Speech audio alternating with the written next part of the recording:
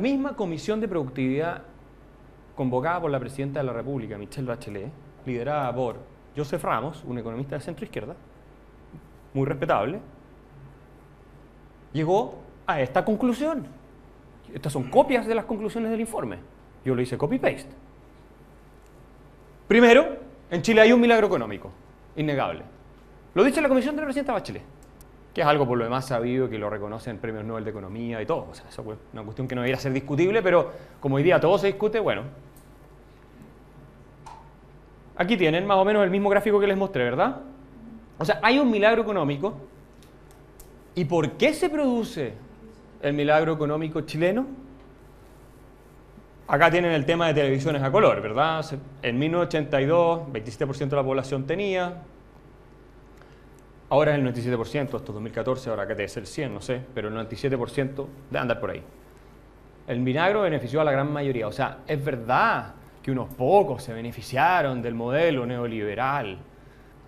No fueron unos pocos. ¿Qué dice el informe? Benefició a la gran mayoría. Entonces, cuando la gente seria hizo el trabajo, llegó a esta conclusión. Gente de centro izquierda que cuenta con la, obviamente, aprobación transversal. Miren el caso de los refrigeradores. Del año 80, si se van al 60, al 50, olvídense, es peor obviamente la cifra. Refrigeradores, 96%. Ustedes pueden decir, pero ¡oh, qué materialista! ¿Cómo se fijan esas cosas? Al único que le acepto yo que me haga ese comentario es al que no tiene refrigerador en su casa. Porque renunció voluntariamente a él. Listo. El resto son unos hipócritas. De lo que estamos hablando es de si aquí hubo un proceso de progreso que benefició a la mayoría o no. Ese es el punto. Y estos son indicadores de bienestar. No es que por ser refrigerador tú ya... No, son indicadores de bienestar más general, ¿ok? Teléfono fijo, bueno, ahí tienen ustedes automóviles, expectativas de vida. La expectativa de vida sube. De 70, casi 69, sube en 10 años. ¿No? Promedio de la población. O sea, la gente vive mucho más largo ahora. ¿Por qué? Porque vive más sana, porque tiene acceso a medicinas que antes no, tiene mejor alimentación, etcétera, etcétera. Todo eso. Bueno, años de educación, pobres, aquí se repite, 45% y 8% hoy en día. Ahora, interesante este tema. ¿Por qué se produce el milagro según la comisión convocada por el gobierno? Aquí lo tienen. Miren qué curioso.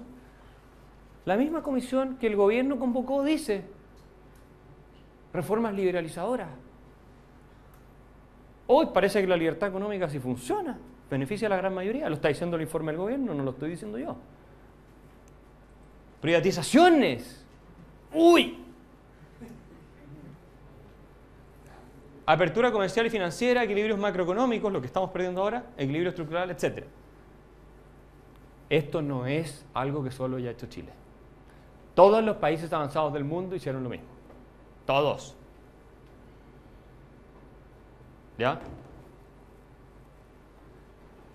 Esto se los demuestra. Estos son estudios que publica el Fraser Institute de Canadá todos los años, donde hace un ranking de países con libertad económica y sus niveles de bienestar en general.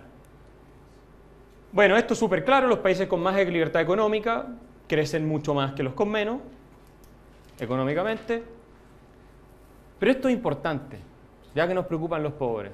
En los países con más libertad económica en el mundo, miren esta cifra, el ingreso de los más pobres de la sociedad es 10 veces el ingreso de los más pobres en los países con menos libertad económica en el mundo.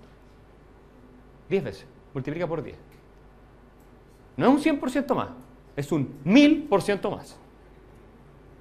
1000% mejor. Es un 1000% mejor en los países con más libertad económica en el mundo. No es lo mismo ser pobre en Suiza, lo he dicho muchas veces, que ser pobre en Venezuela. ¿No? Supongo que en eso estamos de acuerdo. Expectativas de vida tienen lo mismo, o sea, casi 20 años más en los países con más libertad económica que en los con menos libertad económica. La gente vive mucho más largo, obvio, tienes mejor bienestar, mejor salud, tienes todo mejor. Respeto a los derechos civiles y políticos, en este caso, mientras más baja la nota, mayor respeto. Se respetan más las libertades civiles y políticas.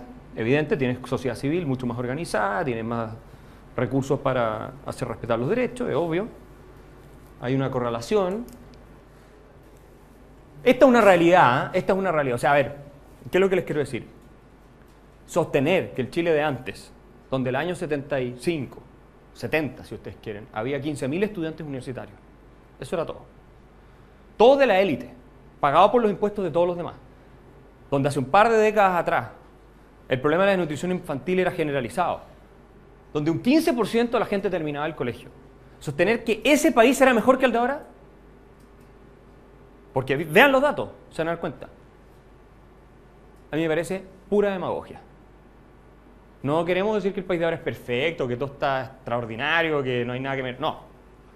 Pero por favor, comparado con un país en que tenías niños que se morían por desnutrición infantil y miles o cientos de miles, donde la mayor cantidad de la gente no iba, o sea, no terminaba el colegio, ni iba a la universidad, olvídense, ni una posibilidad. Y donde ustedes ven 50% de pobreza. La pobreza dura, 50%. Hoy un 7,8%. Claro, sale el Felipe el padre de Ríos y se va a ese 7,8% y dice, qué malo es el sistema y la cuestión. Pero ¿y por qué hay un 7,8% y un 90% de pobreza? Eso es lo que él nunca se pregunta. ¿Por qué tiene que ir a meterse a lugares especiales a buscar la pobreza? Y no está extendida en la mayor parte del territorio. Porque hay un sistema que permitió que la gente saliera de la pobreza. Y a ese sistema es al que hay que subir y hay que ayudar a la gente que se pueda subir. Que es el sistema donde pueden encontrar un trabajo y tener ingresos y todo lo demás. Y eso es lo que lamentablemente mucha gente pierde de vista, pierde el foco. Ahora la pregunta es, ¿qué es mejor? ¿Un país muy rico, como Suiza, donde haya más desigualdad? ¿O un país mucho más pobre, como Chile, comparado con Suiza, donde haya más igualdad? Parece obvio, ¿no? ¿Por qué la desigualdad es un problema? Pero a ver, yo tengo un Rolex, tú tienes un Casio, por ejemplo, que vale $10.000, el tuyo vale $100 o $50. ¿Por qué es un problema? Sí, y mi pregunta es, independiente de nuestra reacción emocional, que estamos muy inducidos a la emocionalidad, ¿por qué algo así tiene que ser malo? Moralmente o filosóficamente. Sí, ese es el problema. Ese es el problema, que la gente cuando habla de desigualdad, en realidad está pensando en pobreza, no en desigualdad. Lo que está pensando, hay gente que no tiene, y hay otra que tiene, y eso les genera escándalo. Pero el escándalo no debiera ser que haya gente que tiene en relación a otra, sino que hay gente que no tiene, punto. Alegrémonos que hay gente que tiene, porque si nadie tuviera, sería peor, sería el peor de los mundos, ¿verdad? Habría igualdad en la pobreza, ¿y de qué nos sirve eso? Si la igualdad no es un bien por definición, moral quiero decir. ¿Por qué va a ser un bien moral por definición la igualdad material? No la igualdad ante la ley, eso sí, pero la igualdad material, ¿por qué va a ser un bien por definición? Sí, desde la lucha de clases sí, pero porque la lucha de clases se basa en el presupuesto de que yo tengo el Rolex porque le robé a él. Y en ese caso, claro, yo justifico una revolución. ¿Por qué? Porque la teoría del valor, de nuevo, sobre la que se funda el edificio teórico marxista, estaba mal. Si Marx hubiera entendido economía, no habría escrito ni un libro. Porque todo lo que desarrolló de teoría estaba mal, a partir de esa observación. Todo estaba mal. Por eso sus predicciones fracasaron. Marx predijo que los países capitalistas iban a salir las revoluciones primero, porque claro, eran los países donde obviamente el capitalismo desarrollado iba a explotar más a la gente y los iba a empobrecer más. Y lo que pasó es que no hubo ni una revolución comunista en un país capitalista. ¿Dónde fueron? En la Unión Soviética, en Rusia, en China, en Europa del Este, que estaba completamente arruinada, que eran países pobrísimos, en América Latina, en África, pero no pasaron en el centro de Europa, no pasaron en Inglaterra, donde fue la cuna de la Revolución Industrial, no pasaron en Estados Unidos, que fue el país que ya a principios del 20 era el más rico del mundo. En Estados Unidos nunca hubo ni siquiera un movimiento socialista serio, nunca, ni siquiera. Estaba todo mal lo que él dijo en esa materia. En otras cosas tiene observaciones que pueden ser más rescatables, pero en eso estaba todo equivocado. Saquémonos de la cabeza, incluso asumiendo que la desigualdad es un problema que hay que arreglar y bla, bla, bla. Yo creo que lo que se trata es mejorar a todos más que igualarlos, porque puedes igualarlos para abajo. Pero este es un paper escrito por un par de académicos muy mainstream, de Harvard, de Columbia, del MIT. No son particularmente libertarios ni nada.